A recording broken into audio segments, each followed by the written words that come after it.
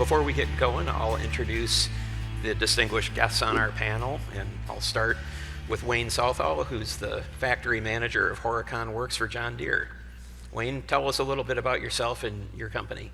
Work for John Deere. We've got our location in Horicon, Wisconsin, here in the state of Wisconsin. We've got locations across the Midwest and around the globe. In the factory here, we make lawn and garden equipment and utility vehicles and snow equipment from blowers and blades. We've got about 1,100 employees at our factory. This is my second time to be in Wisconsin at the same factory. About 20 years ago, I was here in a different capacity. And I'm back as a factory manager, and I've worked at our Tennessee facilities and Iowa in the Waterloo area. So that's a little bit of my background. Thank you. Thanks for joining us. Terry Lillisand is a principal with Clifton Larson Allen in Sheboygan. Yep. Terry, thanks for joining us. Yeah, thank you. I'm glad to be here. I just celebrated my 30th anniversary with the firm. I've been practicing as a CPA for 32 years, and I've always been in tax. So when someone said, "Hey, would you like to talk about taxes?" I'm like, "Yes, I would." So there's a few of us out here. And last but not least, Mike Nicolai, who is the President, COO, and CEO of Wapaka Foundry in Wapaka. Thanks, Scott. And when they asked me to talk about taxes, I had to at least ask for an old-fashioned from Wade to be able to get up here. But like Aaron prior, I'm born and raised Wisconsin, went to the University of Wisconsin, so it's great to manufacture. Wapaka is the largest iron foundry caster supplier in the world, so we do almost 100 million tons of cast iron, and I'm glad to say Wayne is our largest customer at John Deere. Well, great. Thanks again to each of you for joining us. We're here obviously to talk about tax, and the reason we're talking about tax is it's a big issue. It's an important issue for businesses. We've talked about already how in WMC's survey that we do, economic survey that we do of our CEOs every 6 months, that workforce is by far and away the number one business concern. But when we ask the question, what's the number one thing the legislature could do to improve our business climate? Taxes almost always shows up as the number one answer. Sometimes it's number two, but it's a big deal. And I think part of the reason why it's a big deal is because when you look at how much the average Wisconsinite pays in state and local taxes as a percentage of their income, we don't rank terribly well. We're definitely in the top 10 in that metric. We've got the 6th highest property tax burden in the country, and we've got the 9th highest personal income tax rate in the country. So I'll start with you, Wayne. How do you think Wisconsin's tax climate is overall, and how does that impact the competitiveness of our business climate? Well, I could tell you when I was here before, the tax rate was pretty high. I came from Tennessee originally. That's where I was born. And so there's no state income tax there. And the overall tax burden is less. And then when you move to a state where it's higher, you start noticing how it's kind of infiltrated into everything. I mean, there's a lot of little subtle taxes that are around, and so the cost of living, even though we talked about earlier, there's a lot of items in Wisconsin that are lower cost. I remember making the statement when I was here 20 years ago that I looked around and the only thing I found that was cheaper was milk and cheese and beer. So it's in there too. But lowest beer tax in the country. Right here. And so it definitely comes into play when families are looking at what's their income and what's their ability to spend, and taxes take a chunk out of that. And you do notice it whenever you've been in different states in the country. You start paying attention to what the tax burden is, because it's like anything else in business. It's a cost. And you've got to either offset that with not purchasing other things, or you just have less disposable income for your family. So it's a big deal, and it definitely plays into the manpower piece, attracting it. It's either a detractor, or it can be an attractor of talent for the workforce, which we desperately need. So workers think of taxes Absolutely. through the lens of where do I want to raise my family. Absolutely. Terry, thinking of your clients at CLA, what do you hear from them about Wisconsin's tax climate, and are we competitive? Do we have a favorable tax climate? Well, Wade stole my first comment because I was going to say we're at least not with California, which my clients talk about California, I'm like, stay out of California. You know, there are some good things that are going on with taxes in Wisconsin. We have the manufacturer's credit, and of course, we have a lot of manufacturing going on in Wisconsin, and that is a huge help to help my clients, our taxpayers, our businesses, you know, reduce their tax load. I mean, that's a huge incentive that we have. We saw on the slide our sales tax rate, not that high compared to some of our neighboring states, you know, which is also a good thing. The individual rate has kind of had a slow drop over the last 3 years. This year we do have a drop in the third highest bracket, which is a pretty big bracket for married couples. It's about 30,000 to about 300,000, and that's gone down. I think I'm going to get this right, from like 6.3 to 5.3, but it's still 5.3%. You know, and when you look at, and that's for income, that's ordinary income, that's wage income. And so when you look at, you know, trying to attract talent and people to stay here and to retain them, you know, we got to look at how are we taxing what their income is, and their income is wage income. You know, the business income, someone had mentioned in a slide that 90% of our businesses are pass-through entities, and so the individuals are taxed, not the corporations. You know, that's all at those ordinary rates too. So, you know, when we really want to look at getting businesses here and keeping businesses and people, it's really that ordinary tax rate that we got to look at, and that's where we probably are falling in some of the higher in the country. So, you know, that's I think what we got to kind of monitor and look at as we go forward is what's the goal and how do we accomplish that? Mike? When I talk to our tax experts about it, they you know, we operate plants in Michigan, Wisconsin, Illinois, Indiana, and Tennessee, and when you look at it compared to those 5 states, they say Wisconsin is either average or below average based on those states. But like Wayne, I lived in Tennessee for 7 years through my career, and when you do look at the income tax, when you come back to Wisconsin, you know, you do notice it on your paycheck, and I think that's really the message we want to send to the groups today, is that when you look at our biggest problem, which is workforce, it makes a difference on their take-home pay, and I think that's really what we need to address. So when Wade talked about, you know, investigating the income tax in the state of Wisconsin, I guess from our company's point of view, I think it would be a good thing to investigate and see what we can look at. So if workers are viewing Wisconsin's tax structure through the lens of this is either an attractive or an unattractive place for me to live, work, and raise a family, to what extent do businesses look at the tax structure when they're thinking about, we want to make additional investments to either expand existing facilities or upgrade or modernize existing facilities, do some automation? Do businesses look at a state's tax structure when they've got multiple locations in multiple states? How does that factor in? And I'll start, Terry, with you and Clifton Larson Allen's clients. Sure. I mean, it's the cost of doing business. I mean, if they got to pay state income taxes and it's higher than someplace else, and the 2 locations are equal, they might go to the place where there's the lowest amount of taxes. I mean, it eats into their profit.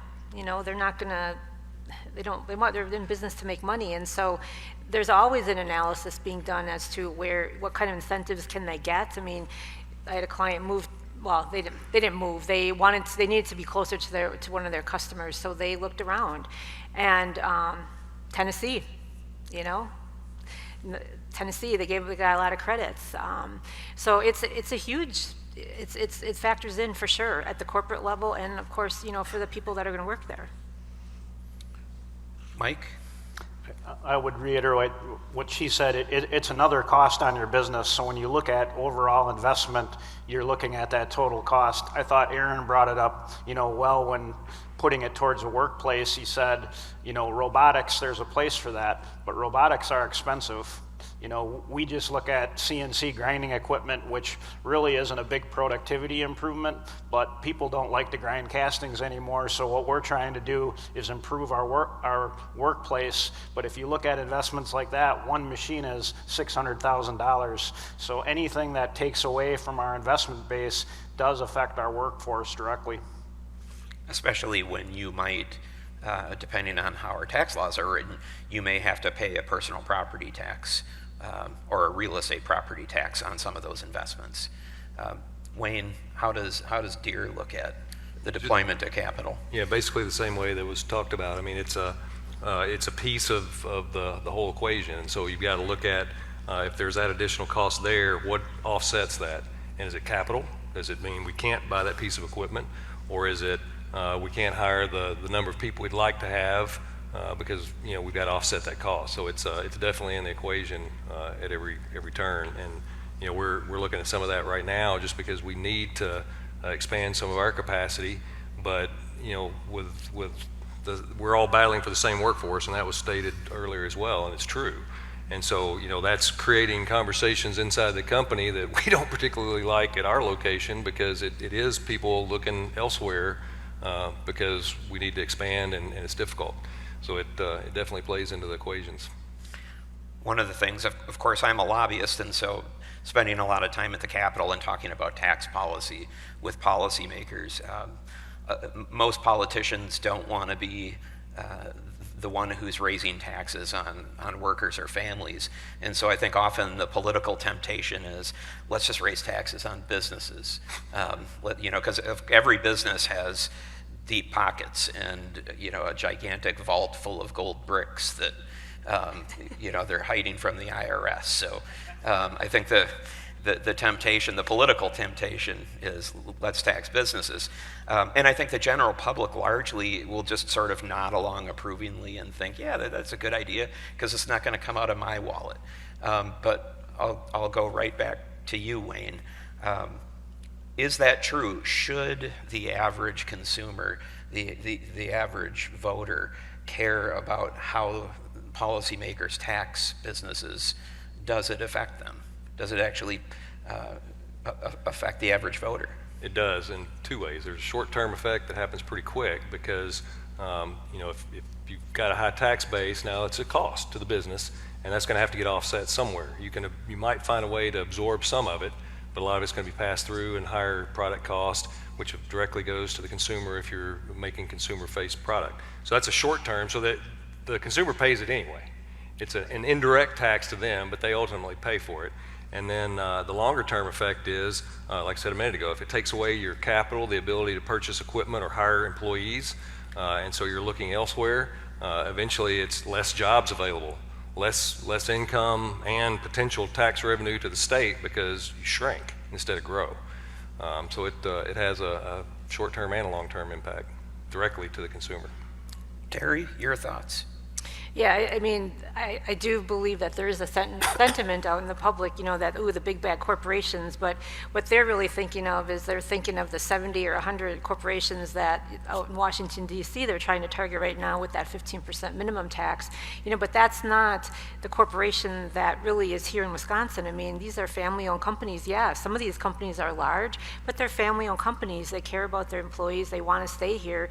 They want to, do the right thing, and if they have more tax, whether they're a C corporation and it hits them, the corporations directly, or whether they're a pass-through and they got to pay some, distributions out to their shareholders to get the taxes paid. I mean, that's all, it's the same impact. And yeah, right, it's the cost of doing business. Taxes, it's not like it's coming out of some pot of money that's just falling from the sky. I mean, it comes out of the company's pocket. If they're publicly traded, the shareholders want to get their rate of returns. If they're owned by a public, a private company or private individuals, they want their rate of return too. It's going to affect the individual at some point, the individual consumers. So they should not put their head in the sand on that. Mike, a lot of your castings are sold to companies like John Deere and the automotive sector and the farm equipment sector, which is obviously really important to an agricultural state like Wisconsin. How does the business taxes that Waupaca Foundry has to pay ultimately impact the consumer? I guess one of our biggest impacts to Deere right now is our delivery, when you look at it, and that's really directly related back to the workforce. So as both of these panelists said, it's just another tax. And everyone, and I agree that our greatest asset in Wisconsin is our workforce. When I look at our other states, Wisconsin does have an excellent workforce, and this is just a higher tax base is just another charge to those employees. So anything we can do to offset does go back to the employees because we need to service our customers. So one of the things that we had a legislative debate about earlier this year in the context of the state budget was the research and development tax credit. And a lot of Wisconsin manufacturers, in fact, the majority of research and development that takes place in this country isn't, at a laboratory involving people with white coats. It happens at manufacturing facilities. And so the research and development tax credit is something that I think was very important when it was originally passed as a way to allow manufacturers to have some extra resources to make investments in hiring, some of those really highly talented, highly skilled employees and bring them to our state to do, significant value-added work.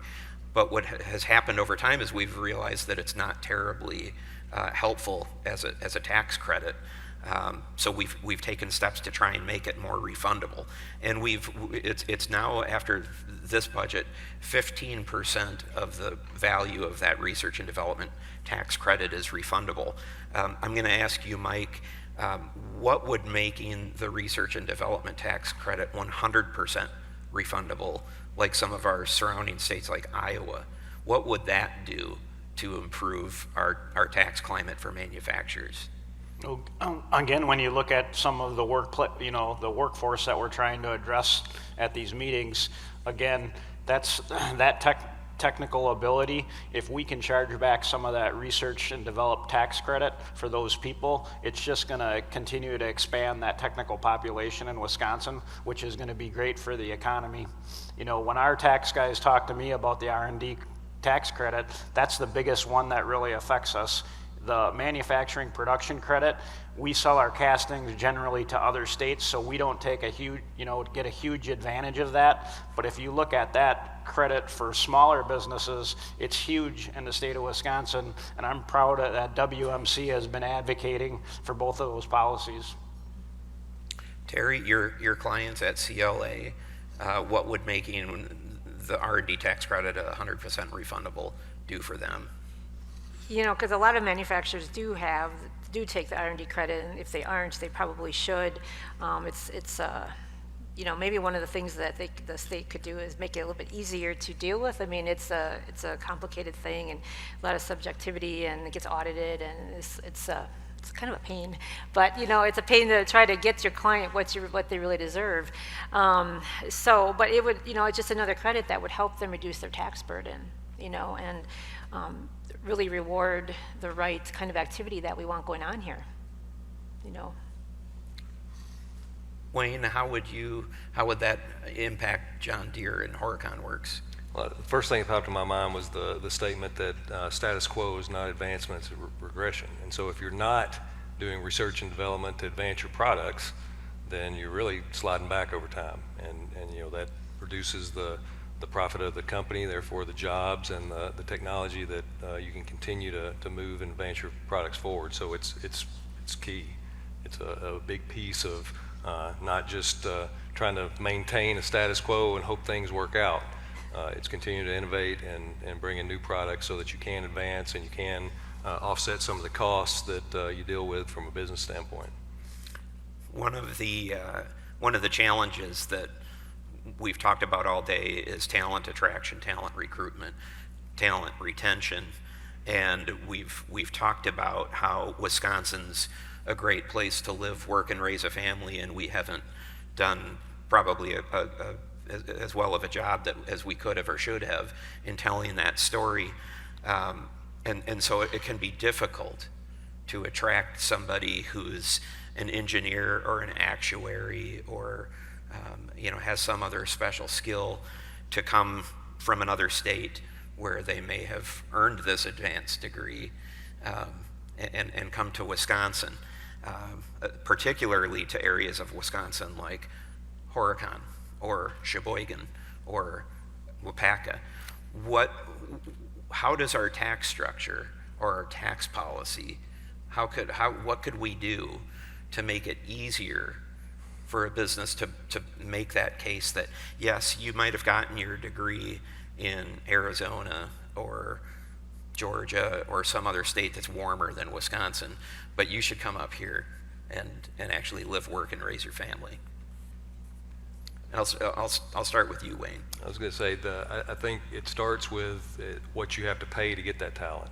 I mean, with the higher tax base, that is just like a cost of business. That's a higher wage that you need to pay to attract those people, and we're seeing some of that as well when we're looking at hiring some of the positions that we need at the factory. That we've got a cost structure that we would have said was the norm pre-COVID.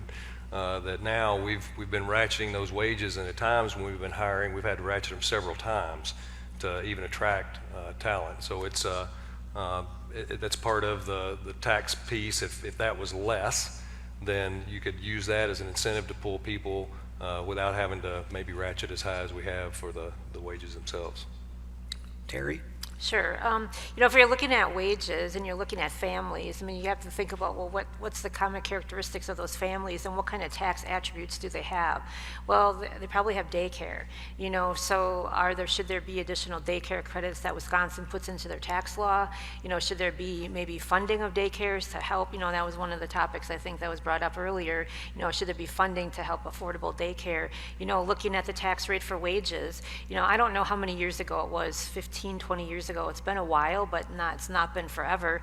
Social Security income is not taxed in Wisconsin, so someone decided that we wanted to attract people who are retired and collecting Social Security to come here because we made that their major source of income non-taxable. Well, maybe we need to look at carving out wages to say, okay, maybe they should have a little bit lower rate or something. I mean, there's a lot of things that could be done, but when you look at the families and wanting people to come here to work, what do they have? They have wage income. They might not have a lot of interest and dividend income. They might not have a lot of capital gain income. So those things, we don't maybe need to look at those rates, but really it's their wage income that we need to look at.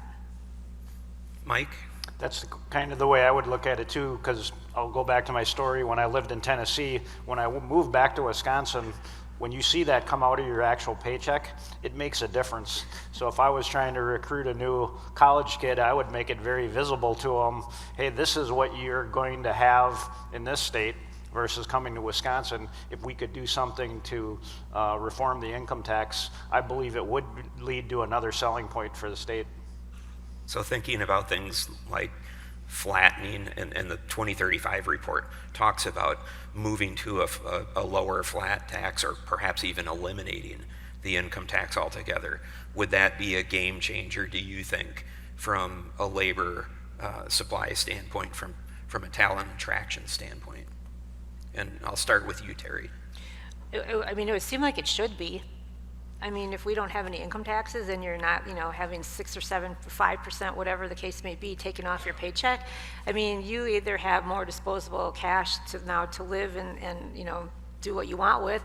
Wages, the employers maybe don't need to, maybe their wages come down, can be paid less because they don't have, you don't have taxes. So, it would certainly be a pretty big deal. There's 10 or 14 states or so that don't have an income tax. And some of the states, I'm not sure I'd want to live in them because they're just, their weather's not better than ours and whatever. But, it would certainly be an interesting concept to see what would happen. Maybe we should try it for a year or two. or perhaps longer. Or longer. Well, that would be fine too. Mike? I guess I was looking at Site Selection magazine the other day, and when you look at all the big EV battery plants that are going in, almost all of those are going into states with no income tax. So some of these huge investments that these companies are making are all being directed toward these no or low income states. So I guess when you look at it that way, it does tell you something about it. Now, I also know like Tennessee has done really targeted things with industrial parks to, you know, prepare sites for that. So I think it's a combination. If Wisconsin wants to look at recruiting businesses, they need to continue to look at the tax structure and what support they'll do for the manufacturing community with site selection. Wayne? Yeah, and I would say, you know, it's effectively a wage increase if you get the, you know, personal income taxes gone without the company having to. So I think it is an incentive to pull workers in, and you know, I think it's a piece of the equation, kind of like what Mike said. You've got to be looking at what are the things that you do to attract businesses, but we got to be careful right now. We've got to attract the workforce before we attract the businesses, or we'll continue to fight for it with each other for the workforce. But so I think, but you've got to do all those pieces. I think the education piece. I was surprised. I was in Iowa before I came back to Wisconsin, and we had a local school. One of our engineers' wives taught a local school, and she gave them a paper to report, and it was, okay, what's our number one health issue in this area, and what's the cause? And the majority of the class picked cancer, manufacturing. And she was blown away. But that was what they had gleaned from the media and from what they'd learned in school and just the, you know, the general discussion around manufacturing. And so we actually brought them into our factory and showed them that the water coming out of our factory had to be cleaner than what came in, the air had to be cleaner than what came in, and showed them all of the equipment and the safety procedures we go through, all the ergonomic studies and everything we go through, and completely changed their minds. But that's pretty typical of what is out in the social media and in our society around manufacturing for a lot of people. And even in Waterloo, Iowa, where I was at, where John Deere's been for 100 years, the people that live in Waterloo, Iowa, that was this school. And so they've been around it their whole life, but that was their view of manufacturing. So it's, I think we've got a story to tell to switch that view. And I think, Wayne, what you just said underscores, I think probably better than anything else ever could, the importance of what the WMC Foundation is doing with the Business World program, where we're getting programming into schools with high school and junior high age students, helping them to understand that business is a force for good. And if you like environmental outcomes that are good, as we all do, we need businesses to be successful and well capitalized. And that profit is not a dirty word. So we're doing our part, but I think from the sounds of it, we certainly have our work cut out for us. I want to ask a question about the manufacturing and agricultural tax credit, because Governor Evers has introduced two budgets, the first one in 2019 and the second one in 2021. And in both of those budgets, he would have all but 100% eliminated the manufacturing and agricultural tax credit. And that would be about a $500 million increase on manufacturers over the course of the 2-year budget cycle. So I want to, and I'll start with you, Terry, you know, thinking about your manufacturing clients. We're very, very fortunate that we have the right people in the legislature who have rejected that idea both times it's been proposed. If we didn't have that backstop and have the legislature playing goalie on that type of an idea, what would that mean for some of your clients? Yeah, I mean, that manufacturing credit, it's been around, I don't know, maybe 10 years, and it phased in, and the credit is 7.5%, and the individual top tax bracket is at 7.65, and the corporate rate is 7.9. So if you're 100% in the state of Wisconsin manufacturing, you will have a tiny bit of your income taxed, and the rest of it will basically, you'll have tax, but it'll offset by the credit. So it's a very, very nice credit. If you are doing business in other states, you won't have all of your income offset necessarily, but you know, it's a really, really, really nice credit. And yeah, when that was being proposed to be taken away, I mean, we're like, oh my, you know, our clients were nervous, and you know, we were too. It's like, wow, you know, wow, this was something that they had counted on. They had, purchased equipment, done expansions, assuming that they would have a certain cash flow, and looked at their ROIs for that equipment. Well, they didn't factor in the fact that now they would have a bunch of income tax to pay. So we were really happy to see that that hadn't happened, and that I'm sure it's maybe always on the table. I don't know, but we keep our fingers crossed, and we do what we can to mitigate any, with really good tax planning, to mitigate any impact of that going away, at least for a couple years. But that was a big deal. That was a huge deal.